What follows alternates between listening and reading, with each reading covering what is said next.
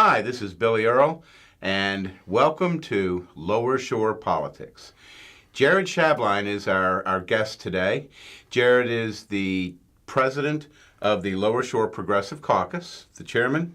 Yes, sir. Chairman. He is also a student and a local activist. Jared, thank you so much for coming on the show. We're really pleased to have you. Thank you for having me. It's an honor. Okay, what everybody's waiting for, the $64 question. How did you get involved in politics? Well, my story is a little bit interesting when it comes to getting involved in politics. I used to be in the Boy Scouts, and I was always a little bit of different when I was a child. I used to hang around the adults when we went camping and talked about politics, whether it be social issues, whether it be economic issues. And I really actually got involved watching Hardball with Chris Matthews when I was 12 years old. That's kind of what started I love Chris. And then I got involved, encouraged my friends and family, even though I was 12 at the time, and various other people in the community to vote for President Obama. Then I got involved with the Senator Sanders campaign, and then with Secretary Clinton and Chris Van Hollen this last election. And then after the results of the election, a lot of people were upset. There was a lot of people realized that there needed to be change. There were a lot of economic, social, racial, and environmental issues that weren't being covered by our current government, and there just needed to be a change in politics. There needs to be trustworthy figures. There needs to be a movement that addresses real issues that focus on working class people and not just the rich and powerful that currently control our political system.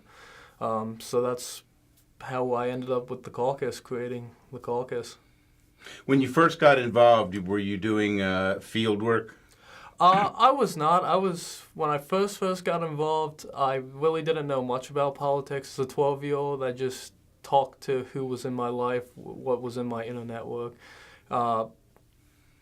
With talking with the Obama campaign, saying Obama was clearly the best choice, and going over some of his policies, proposals, and how he wanted to bring change to the presidency, and he was something different, something new that I thought we needed. So I started with that, and then as I got older and educated myself on the matter, I got more involved with doing more field work in 2016. Well, it's fair to say that many of us look back on the Obama years with a real sense of trying to bring him back. Not that that's possible of happening, but these are precarious times that we're living in now. We have an abdication to a large degree of some of the American positions that have been historically not only economically but security-wise, and there's a legitimate question out there about fitness for office. When you found yourself a little older and were looking for a candidate, tell me about your attraction to Bernie Sanders. Well, Bernie Sanders was and a lot of people felt this way. As you look back at the Sanders campaign, many people got involved in the political process for the first time with him. He was a trustworthy politician. You look at some of the things he does. He doesn't take money from super PACs. He's a generally people person. He talks about real issues that affect Americans. A lot of Americans don't make enough money to live. A lot of 28 million Americans still don't have health insurance. I mean, I have members of my family who are hard working class people that Obamacare was fantastic, but still can't afford to get health insurance. And if they get sick, if he gets hurt, what are we going to do? Go into bankruptcy? And that's a really scary thought. We have a lot of racial discrimination issues and systematic oppression in this country right now that needs to be addressed. And we have a lot of environmental issues. We have a global climate change crisis, and it's something that we need to address. We need to move towards, not only is it innovative and brings good paying jobs, but we need to catch up to the rest of the world in bringing green energy, especially here on the Lower Eastern Shore. That's a great way to bring good paying jobs like the wind turbine project in Ocean City. Yes, it is. Yes, it's surprising that more politicians aren't firmly behind this, not only for the green effects, but also the number of jobs that it creates. Absolutely. It's economically smart. About 50% in a recent study that was found, about 50% of all oil and gas companies without subsidies would be unprofitable. Mm-hmm. So it's one of those things where it's not only the smart thing to do, because I know there are various individuals who disagree with climate change, which not here to debate that today, but even if you, for some reason, for the sake of the argument, didn't agree in climate change, it's just economically smart to put in green energy. Oh, absolutely it is. Many people associate two main issues with Mr. Sanders. One is income disparity, and the other is the tragically skewed position that the financing of our campaigns have come to. Were these things that attracted you to him? Absolutely. I'm one of those more oddballs who kind of agreed with everything Mr. Sanders said. I know obviously some majority of people, there are things you disagree with most candidates, but that was a big lure. If you look at our current political system, a lot of politicians, even right here on the Eastern Shore, serve their donors, not the actual people Right. who vote for them. And campaign, overturning Citizens United and campaign finance reform is important. Whether you're Democrat, Republican, Green Party, Libertarian, whatever you are, independent, I think everyone can agree that our representatives should be representing the people who elect them, not the people who give them the most money. And like income inequality is a big problem here in this nation.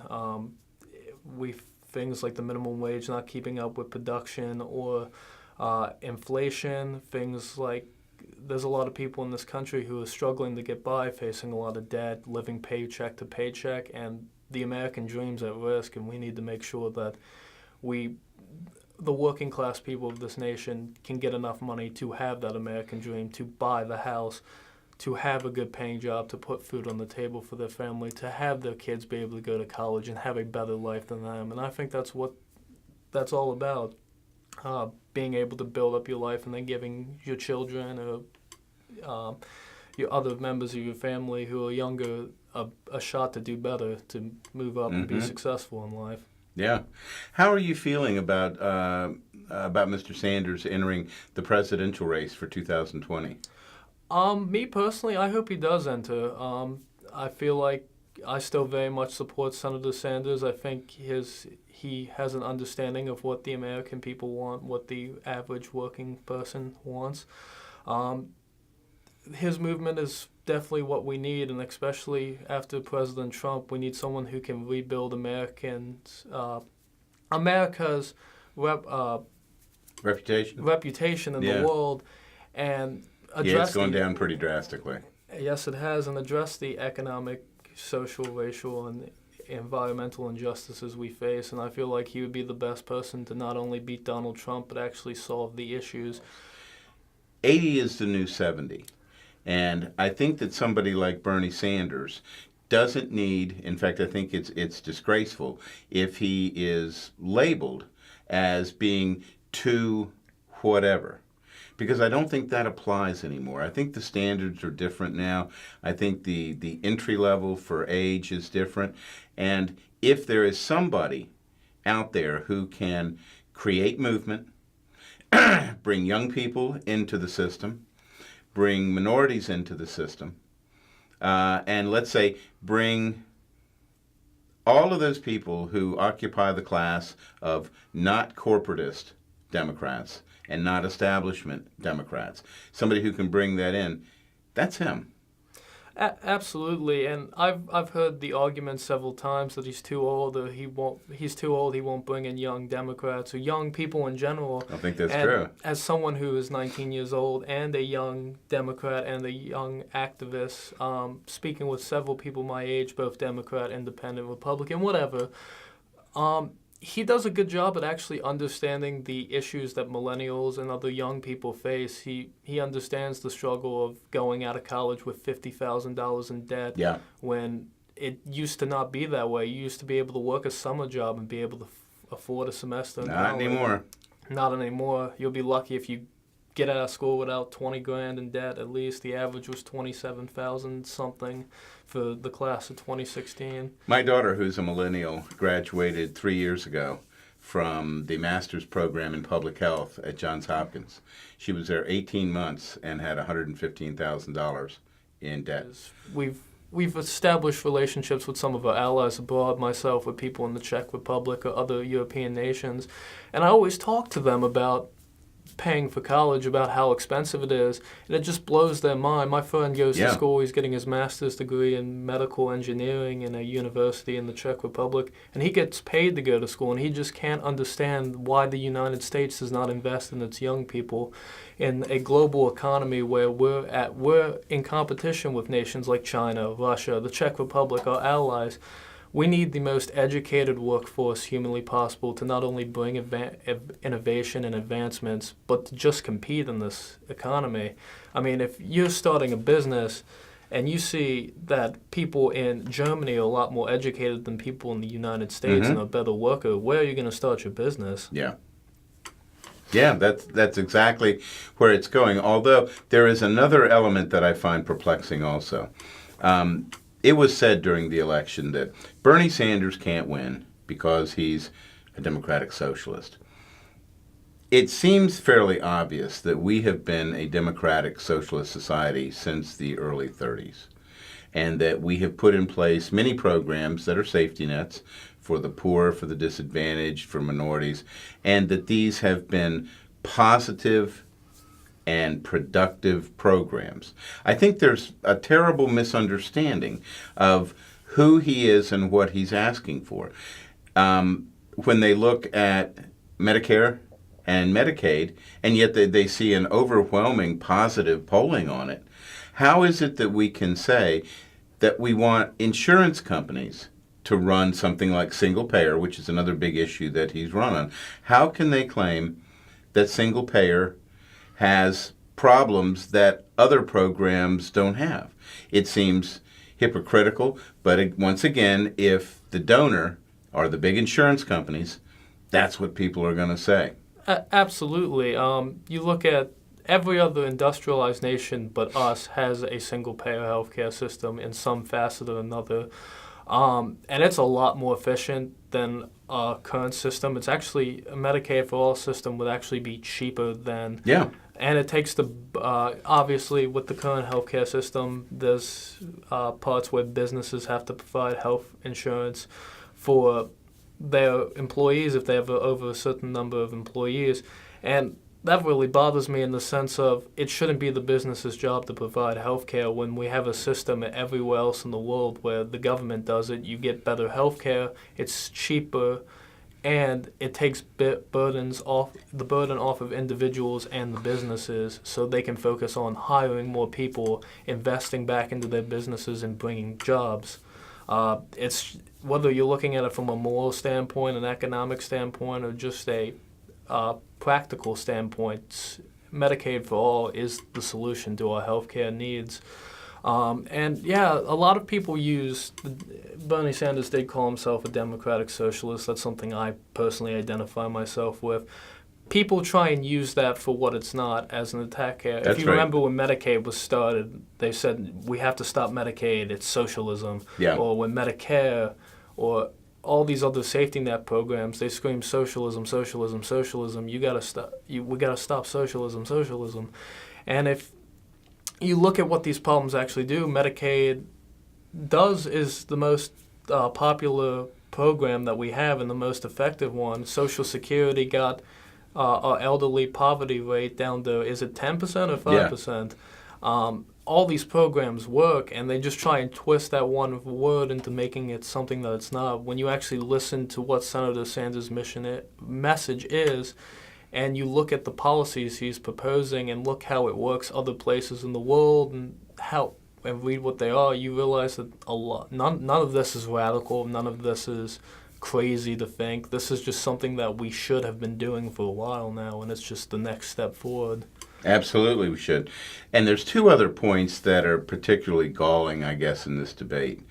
And the first one is we, in essence, live in a single-payer environment now because of the law allowing anybody who doesn't have insurance to go to any hospital and go to an emergency room.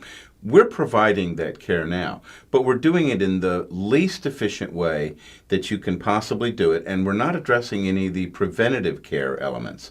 Huge error, and it's one of the reasons why other countries have so much success with bringing the average cost of medical care down and the results way up. So that's just a critical error, but something else they don't look at. Okay, Obamacare is going into a death spiral. That's the narrative, and you hear it on places like Fox all the time. What they never talk about is the winter area of 2015, where Marco Rubio, as part of a budget reconciliation act, basically sabotages Obamacare by taking out risk corridors, risk adjustment, and reinsurance programs. These are elements that are used to manage a health care system. And if you don't have them in there, it's like driving a car at 60 miles an hour and having your steering wheel and your brakes removed. Well, what do we think that an insurance company is going to do when these management tools are removed? They're going to increase premium because they don't know what the claims experience is going to be, so they build in extra cost. And we have created this monster in a way that these costs can be built in, and you see the CEOs of these insurance companies taking home $20 and $30 and $40 million a year as their compensation. There's no question that they have sabotaged this program and then pointed to it as failure.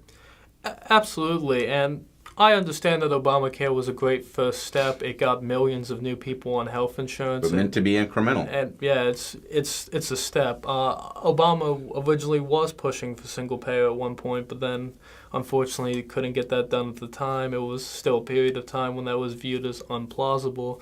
We have Obamacare. We have millions more people on health insurance. We have Medicare and Medicaid expansion in states, and we're moving towards solving the healthcare issue.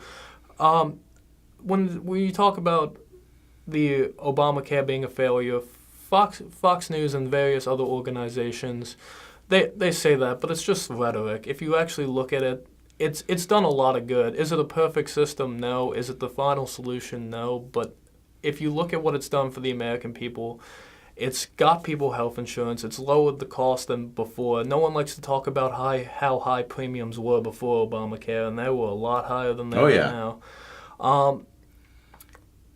If you could get it. Yeah. If you could get it. You always have people where any kind of progress are made who don't like change or are in line with the insurance companies. I'm sure if you pull up the the donor list of those individuals who are all like Obamacare is a failure or single payer can't happen, I'm willing to bet you'll see Big Pharma, you'll see insurance companies on their donor list and giving them lots of money. Same thing with like other issues. There are some systems in this country that aren't made to be for profit. Healthcare is for one. Certainly the prison system, which is a private prison complex industry, which is a very separate, very serious problem. Some of those things you just can't use in the private setting. It's just inefficient. It's just too highly cost, and it doesn't give people the care they need. I couldn't agree more. Also, it creates a scenario with these private prisons where they adopt the same philosophy that a Hotel 6 does, and that's occupancy. The occupancy has to be kept at a certain level so that guards, wardens, all of the infrastructure of our criminal justice system are retained. So what has to happen is the legal system now has to accommodate this by placing X number of people in an incarceratory environment, whether or not what they did is really benefited to society by them being in jail. Because many times the person who goes into jail comes out a far worse person than when they went in. And anybody who thinks that prisons are not filled with murder and drugs simply is ignoring the obvious. It's also one of those things where several of those private prisons actually have agreements with the state saying you have to fill these prisons or you get a fine. And a lot of these states, we saw a politician from, I believe he was a sheriff from Louisiana, talking about how we don't want to unfill our prisons because it's basically free labor. That's modern day slavery. Free labor, yeah. And it turns into the system, which makes things like systematic oppression and targeting of minorities and profiling and discrimination even worse because they're looking to fill those prisons and who's the easiest target. So they go into lower income neighborhoods. They go into communities of color. And that's a serious issue that we need to address as just as important as making sure that every American has health care and can get the care we need. And that's a good thing about this movement, from the local all the way to the federal level. You have progressive organizations like ourselves. We're actually a part of Our Revolution Maryland, as you see my pen, and Progressive Maryland, to address those issues at the local level, at the state level, and at the federal level. We know, as we saw under Richard Nixon, when some of his secrets were revealed, he wanted to use prison as a way to control what he called the hippies and the blacks. He wanted to use it as a management tool to get those people in society that he thought were critical of him and get them in an environment where they could no longer be critical. Why in the world anybody would think that that is even vaguely American in any way is absolutely befuddling to me. Let's change topic just for a second. Okay. Tell me what you're up to now. You're a student, are you? I am a student at Warwick Community College. I'm actually looking to transfer out here starting in the new year. A lot of what we're doing caucus-wise is, as I mentioned a few minutes ago, we are affiliated with Our Revolution Maryland and Progressive Maryland. Our Revolution came out of the Bernie Sanders movement for president, which was a two-prong attack. One, get Senator Sanders elected for president. Unfortunately, that did not happen. And then two, create a political movement to change the current corruption in the political system and elect politicians that actually represent the people. And then Progressive Maryland's been around for about 15 years or so, and it's the largest progressive organization in the state of Maryland. What we're doing now is we're doing several different things. We have part of our organization getting ready for the legislative session in Annapolis. We have a platform which I can, of course, send to you or anyone in the station. I don't have it on me, unfortunately. Well, let's take just a minute to let people know how they can get a hold of you and contact you. The Lower Shore Progressive Caucus face page is a terrific way, but is there... do you have an email or a phone number you'd like to give out? We do have a email, the Lower Shore Progressive Caucus @gmail.com. Got it. I mean, I don't really care about giving my personal number out. I have no problem with that. If you want to contact me as the chair, just call 443 or text 669-4444. Okay. Feel free to give me a call or text, and I'll let you know how to get involved. Or the email, the Facebook, the Twitter, the Instagram. We have basically everything but like the can and the string. That's Michelle Gregory, hard at work. Yes, she is. It is a time in American history where people can no longer be observers. They must be engaged. They must be participants. Lower Shore Progressive Caucus is one of the very best ways to do this. So you're going to school, you're still involved with the caucus. What else are you up to? What else? One of the big things, and my piece of the pie in the caucus, I say, is finding candidates to run for office in 2018 at the local and state level. I know we talked a lot about federal issues, but a lot of what the caucus is about is addressing the issues right here in Wacomico, Dorchester, Somerset, and Worcester County, finding candidates to run, because unfortunately, with a few exceptions, a lot of the local and state representatives we currently have no interest in representing the people, have very little interest in addressing the needs we have here. For example, we don't really have a good public transportation system here. We don't have a lot of youth people, especially my generation. If you talk to someone my age, I'm sure you've heard, who can't wait to get out of this area. They don't want to stay. They don't want to create jobs. We need to address that to get people to stay here, to start businesses here, to build up this community, address things like better public transportation, get better paying jobs.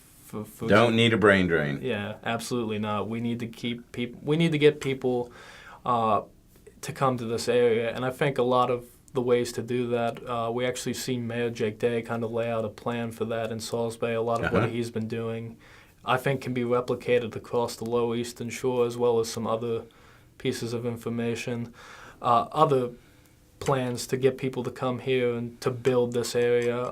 If you look at other parts of the state, they beat us in public transportation. They beat us in getting kids to stay. A lot of kids in this area go over there. They beat us, and they have good paying jobs here. There's a lot of people here who don't make enough money. They have to work at, and not to degrade the job, Right. but the wage isn't high enough. Work at a local gas station or a small one of those retail chains, and they don't make enough money to support themselves when we should be investing not in those retail chains, which, don't get me wrong, there's nothing wrong with them, but we need to invest and give the people of this area opportunity to create businesses and make good paying jobs so the people here can actually afford to live here and stay here and build and participate and build up this economy. No, it can't be just an area of entry-level jobs. It has to be the next level and then ultimately the level after that. Okay, what's in the future for Jared? What's in the future is I'm actually running for office. I'm running for Democratic Central Committee here in Wacomico County. I look to... Good for you. Thank you. I actually look to reform. Unfortunately, I believe that the local Democratic Party has been out of touch with working people and the people in this area for quite some time, and I think that shows up on Election Day. I definitely want to develop a platform and a local organization where people understands the Democratic Party, fights for the working class, and understands the issues that face this area, whether it be the chicken farmers who, these regulations are important, whether they be environmental or so on, but they get stuck with the burden while the big businesses like Purdue and bigger agriculture don't get any side effects Right. for it. It goes straight to the small mom and pop chicken farm that gets stuck with the huge bill and they barely make it by. So addressing things like that, addressing things like finding ways to bring business into this area, finding ways, because we're in very much of a one-party system here. The Republican Yep. Party dominates it, and if you look at the lower four counties, we're the poorest counties in the state, and we've not had any economic growth under the current establishment powers that be. Definitely want to bring new, bold ideas within the Democratic Party and have candidates run off of that and hopefully address the issues like building public transportation here, building good-paying jobs here, building this area up. That's one of my main goals. From the caucus standpoint, we'll also, which is completely different from my candidate's side, the two's never crossed. Okay.